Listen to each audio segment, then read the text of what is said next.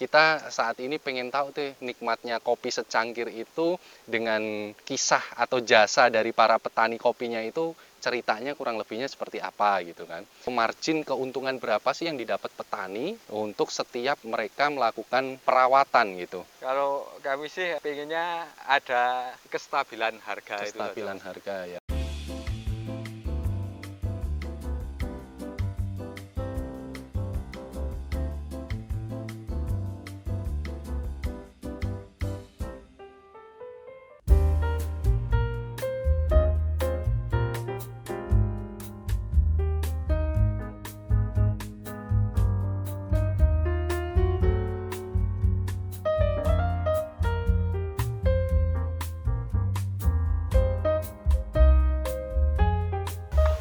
Halo, Assalamualaikum warahmatullahi wabarakatuh. Ketemu lagi di channelnya Domba Berkah. Nah, hari ini kebetulan saya lagi ngopi di Pondok Kopi di daerah Semarang. Tuh view-nya bagus banget ya. Cuman hari ini saya tidak akan review soal si kopi yang bisa dibilang pahit gitu ya. Tapi kopi ini kalian sudah barang pasti tahu bahwa kopi ini adalah komoditas yang cukup mempunyai nilai yang tinggi. Nah, kali ini saya akan ajak kalian ke salah satu petani mandiri kopi yang ada di sekitar sini. Nah, kita pengen cari tahu apakah manisnya biji kopi itu dinikmatin juga oleh para petani lokal, petani mandiri yang mereka punya jasa untuk ciptakan sebuah kopi yang manis ini. Yuk ikutin terus kita di Bandungan. Nah, alhamdulillah ya teman-teman, ini saya sudah ketemu sama Mas Sobirin. Ini beliau adalah petani yang punya kebun kopi ya. Kita mau sama-sama cari tahu bagaimana kegiatan Mas Sobirin. Jadi apa yang dilakukan beliau selama kegiatan sehari-harinya menggeluti bidang pertanian atau perkebunan kopi ini. Sekaligus kita bisa cari tahu apa bedanya tadi yang sudah kita nikmatin di kafe dengan yang sekarang beliau lakukan, kira-kira gitu. Kita sambil lihat ya, ini kalau kebun kopinya Mas Sobirin sendiri ya, ini luas ladangnya berapa? Luas ladang kami ini sekitar 1.500 meter persegi. 1.500 meter. Dengan total populasi pohon kopi sekitar kurang lebih 200 pohon. Oh, ada 200 pohon. Jadi ini betul-betul bukan milik perusahaan ya, ini milik pribadi ya. Jadi kita pengen tahu gimana sih cerita suksesnya atau suka dukanya nanti dari petani kopi mandiri. Kalau di sini jenis yang dikembangkan apa? Kalau jenis yang kami tanam ini Robusta klon Tugusari. Saya sih nggak begitu tahu banyak soal kopi. Jadi ketinggian mempengaruhi ya, dikembang biakan atau ditanam gitu ya. Ya, kami memilih jenis Robusta ini karena di tempat kami ini ketinggian sekitar 900 mdpl. 900. Jadi cocoknya untuk jenis Robusta. Robusta. Oh, kalau Arabica beda lagi. Kalau Arabica itu lebih cocok di ketinggian 1.200 mdpl. MDPL. Nah, itu kita boleh lihat situ kali ya ini. Kalau saya lihat berarti kopinya lagi berbunga ya Mas ya? Ini kondisi kebun kami ini pasca panen, Mas. Oh, pasca panen. Bulan Agustus sampai awal September di tempat kami itu waktu pemanenan biji kopi. Ini tinggal boleh dilihat nih. Jadi sekarang lagi setelah berbunga terus mulai berbuah, ini udah ada biji-biji kopi ya? Sisa panenan tahun kemarin. Oh, sisa yang nggak dipetik ya? Yang metik kurang teliti ada beberapa. yang Beruntung belum dipetik. Ini berarti nanti buat di rumah ya, Nah. di rumah sendiri. Nah ini Mas, kita kan pengen cari tahu. Tadi kita habis ngopi tuh. Kita saat ini pengen tahu tuh nikmatnya kopi secangkir itu dengan kisah atau jasa dari para petani kopinya itu ceritanya kurang lebihnya seperti apa gitu kan. Nah, untuk di sini sendiri biasanya model penjualan dari hasil panennya sendiri seperti apa? Kalau mayoritas petani di tempat kami itu belum 100% petik merah. Yang penting kopi sudah tua, masih banyak yang hijau, tetap kami petik, langsung kami jual ke pengepul. Oh gitu.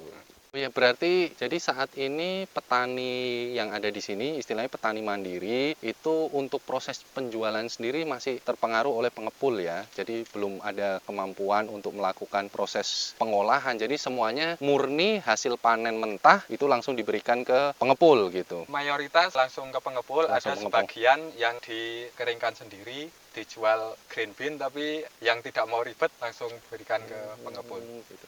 dari sisi hasil panennya, hasil jualnya, kalau tadi bilang ada green bean, ada mentah ya, itu berapa tuh? Kalau dari cherry menjadi green bean itu perbandingannya 4 kilogram kopi biji menjadi 1 kilogram cherry. Oh, per 4 kilogram ini yang mentah, basah, Mhm. dijadikan green bean. Itu green bean itu artinya sebelum roasting ya. Ya, sebelum Yang udah biji hijau, yang masih biji hijau, itu 4:1. 4:1. Oh, kulitnya berarti cukup berat juga ya. Ya, lumayan. Kalau dari sisi harga, Tahun ini yang berupa cherry itu sekitar 5.200 sampai 5.700 tergantung kualitas biji kopinya itu sendiri itu per kilo? per kilo. Per kilo ya, per kilo Sementara itu. kalau yang green bean itu di tempat kami itu sekitar 21.000. Tapi ya sama aja ya, 5.000 itu untuk basahnya atau cherry ya, sebutannya cherry. Kalau untuk green bean 21.000. 21.000. Sedangkan tadi rasionya adalah 4:1. 4:1. Sebetulnya kalau kita jual green bean, justru effort kita mengolahnya jatuhnya nggak akan ada nilai, nggak terlalu tinggi ya. Per 1 ton itu selisih itu sekitar 300.000 sampai 500.000. Oh, tapi kita kerja ngolah jadi green bean untuk cherry 1 ton itu baru ada dihargain 300.000. Sekitar kurang lebih 300 sampai 300.000 kira-kira mau nggak? Tapi ya itulah realitanya sekarang gitu. Untuk panen itu kopi setahun sekali, betul ya? Untuk kopi itu kita panen setahun sekali, kurang lebih di bulan Juli, Agustus kalau di tempat kami. Setelah panen, kita melakukan pemangkasan sambil menunggu musim hujan. Nanti kita melakukan pemupukan. Tahun itu kalau di tempat kami rata-rata 2 kali. 2 kali proses pemupukan? Ya, di awal musim penghujan dan di akhir musim penghujan. Nah, untuk pupuknya sendiri itu beli dari pabrikan atau bisa dari kompos atau apa gitu? Kalau di kebun kami ini sudah 3 tahun saya mengandalkan kompos kotoran hewan. Kopi. Kotoran hewan gitu. Karena di samping menanam kopi, saya juga beternak domba. Oh, jadi beternak juga nih. ada Jadi, kita lihat dombanya nih ya. punya apa itu kotoran hewan cukup banyak daripada kita membeli pupuk kimia. Kita menggunakan. Jadi artinya sebetulnya untuk perawatan kosnya lebih ke tenaga ya. Betul. Untuk kos tambahan seperti vitamin, istilah pestisida enggak? Pestisida sangat jarang sekali untuk kopi. Enggak ada ya. Kemudian pupuk juga semuanya organik. Pupuk tidak beli ya. Kimia itu hanya di tempat kami sekitar 200-an pohon ini saya hanya menghabiskan sekitar 10 sampai 20 kilo. Oh, nggak terlalu banyak. Banyak karena jadi, mengandalkan punya kotoran sendiri gitu. Kalau tadi kita bicara lagi soal margin keuntungan berapa sih yang didapat petani untuk setiap mereka melakukan perawatan gitu. Untuk satu pohon itu berapa banyak hasil yang dihasilkan tadi cherry? Kalau kebun yang terawat itu sekitar 5 sampai 8 kilo. Mungkin bisa lebih tapi yang benar-benar perawatannya intensif. Intensif gitu ya. Jadi teman-teman untuk satu pohon itu 8 kilo itu dengan perawatan yang bagus. Artinya dengan satu pohon cherry yang bisa didapatkan itu berarti 8 kali 5.000 ya. Sekitar 40.000 ya. 40.000 per pohon. 40.000 per pohon. 40.000 itu berarti tadi 8 kilo jadinya 2 kilo green bean. Itu tadi bandingannya dalam Rp40.000 jadi 2 kilo kopi. Nah, sedangkan kalau kopi kita jual di coffee shop tadi 20.000 sampai 50.000 ya, tergantung skala coffee shopnya. 20.000 kita ambil dibandingkan tadi sama 2 kilo tuh kurang lebih. Jadi sebetulnya bikin kopi itu cuma 10 gram kayaknya, 2 sendok. Sisanya gula, susu, dan lain-lain. Jadi kalau 1 kilo jadi 100 cangkir, kalau 2 kilo 200 cangkir. 200 kali 20.000, 4 juta. 4 juta itu kalau bersih jadi kopi di coffee shop, sedangkan petaninya sendiri dapatnya 40.000. Nah, ini kira-kira nanti gimana kita bisa ngebantu nih ya, sama-sama supaya ekosistem di industri kopi ini sama-sama bisa menikmatin hasilnya bareng-bareng, nggak cuman penjual kopinya aja atau pelaku trading kopinya, tapi saya pengennya sih yang punya jasanya entah dari semua stakeholder, entah itu pemerintah, entah itu petani, entah itu penjual kopinya, pelaku tradingnya itu bisa sama-sama dapat value-nya. Kira-kira sih itu yang pengen saya sampaikan gitu. Kira-kira gimana teman-teman komennya dengan melihat situasi seperti ini? Nah, kalau di sini tapi rutin alhamdulillahnya setiap setahun pasti panen ya. Alhamdulillah kita tiap tahun panen. Bagi kami petani kan yang bisa kami lakukan sementara ini kan hanya meningkatkan produksi yang ada di lahan ini. Karena untuk harga jual kan kami tidak, harga jual udah nggak bisa dimainin lagi ya. Ya. Bisa kami lakukan ya memperbanyak hasil produksi di kebun kami. Sedangkan hasil produksi itu tergantung, kalau perawatan mungkin berarti harus ada penambahan jumlah tanaman ya. Kalau perawatan sudah sesuai standar perawatan kopi ya kurang lebih ya hasilnya di per pohon ya sekitar 12 kilo itu. Oh, jadi perawatan masih bisa ngaruh Masih bisa ditingkatkan, tapi kalau sudah mentok ya nggak bisa nambah lagi. Oke. Tadi kan udah cerita, jadi artinya petani ini lebih ke fokus untuk peningkatan produksi panennya, kira-kira itu. Gitu. Artinya sebetulnya dengan kondisi realita yang sekarang ada di Indonesia sendiri, masih banyak peluang yang bisa diambil oleh pelaku bisnis atau penggiat yang ingin memulai bisnis, celah-celah sektor mana yang bisa diambil. Artinya dengan melihat kondisi petani, apa yang mereka dapat seperti itu, masih ada celah. Katakanlah kalian ingin menjadi trader atau kalian menjadi pemilik coffee shop, itu semuanya masih bisa diolah. Tadi selama setahun itu perawatan kan kurang lebihnya seperti itu ya. Jadi pemupukan dan masalah pencabangan dirapikan gitu. Nah, untuk penggantian tanamannya sendiri atau setiap berapa kali harus mengulang atau menanam baru, apakah ini ada masa produksinya, kira-kira seperti apa ke tanaman ini, berapa kali produksi gitu harus ganti gitu. Sebenarnya untuk tanaman kopi itu sendiri tiap tahun itu kan untuk berproduksi harus membutuhkan ranting-ranting baru.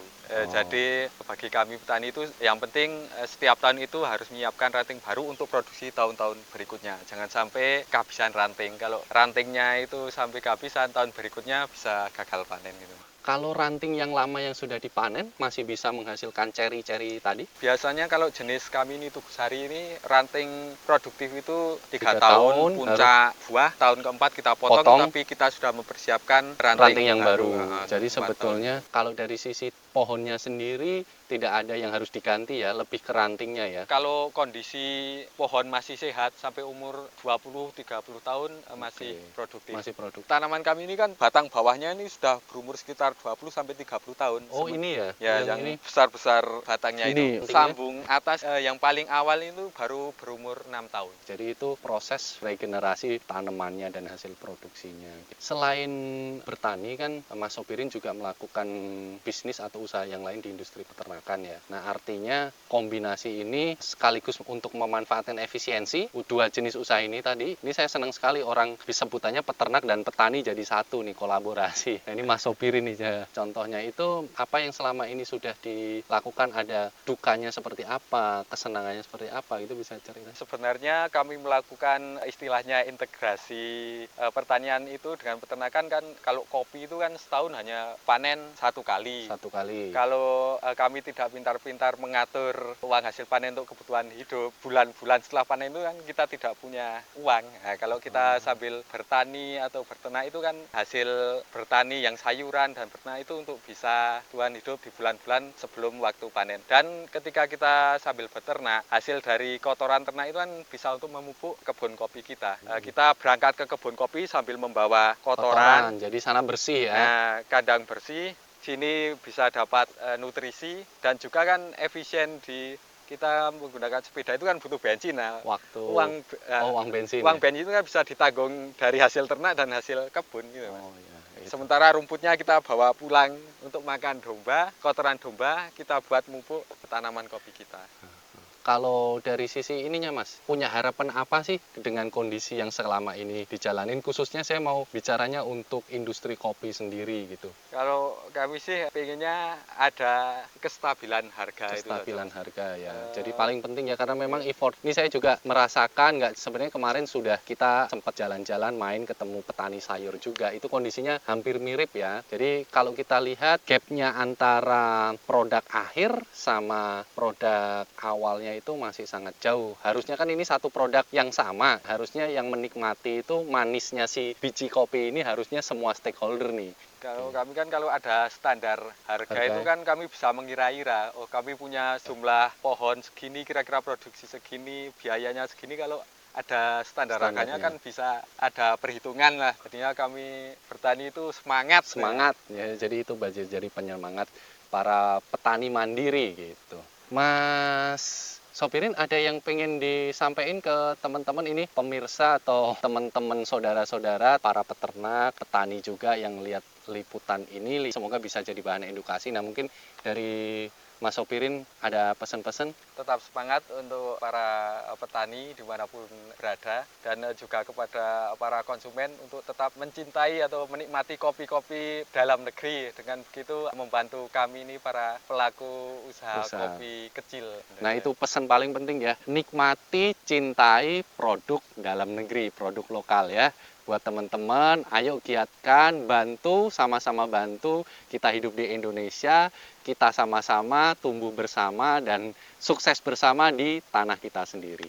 Oke, oh iya jangan lupa karena tadi kan Mas Sopirin banyak sekali usaha ya sebetulnya tadi ada ternak, ada pertanian juga. Mungkin nggak cuman kebun kopi juga ya, punya kebun sayur. Cuman kita ngeliput untuk kopi ini. Nah mungkin buat teman-teman yang mau bermitra dengan beliau ini bisa Mas kasih alamatnya mungkin sama kontaknya. Ini nanti kita tulis di sini. Di mana Mas alamatnya? Alamat saya di Dusun Lanjan, RT 2 RW 1, Desa Lanjan, Kecamatan Sumowono, Kabupaten Semarang. Kabupaten Semarang. Nah, mungkin itu dulu. Terima kasih banyak nih ceritanya dari Mas Sopirin. Semoga tayangan kali ini juga bisa bermanfaat buat para teman-teman penggiat industri pertanian dan semua sektornya untuk bisa lebih memanfaatkan edukasi-edukasi yang kita berikan. Oke, makasih Mas Sopirin. Nanti sampai ketemu Sama-sama, Mas. lagi. Oke. Teman-teman, tadi kita udah denger ya cerita gimana suka dukanya petani kopi dari Mas Sopirin. Kita sudah tahu realitanya seperti apa di industri kopi saat ini. Mungkin belum terlalu banyak yang bisa kita angkat, tapi pesan dari saya, kita bisa berkontribusi untuk membantu semua petani lokal Indonesia, khususnya kopi, dengan cara yang simple. Cukup kita menikmati kopi hasil produksi dalam negeri. Itu yang kita prioritaskan. Mungkin itu dulu untuk tayangan kali ini. Jangan lupa subscribe, like, share, dan komen untuk yang suka channel dari Domba Berkah. Oke, wassalamualaikum warahmatullahi wabarakatuh.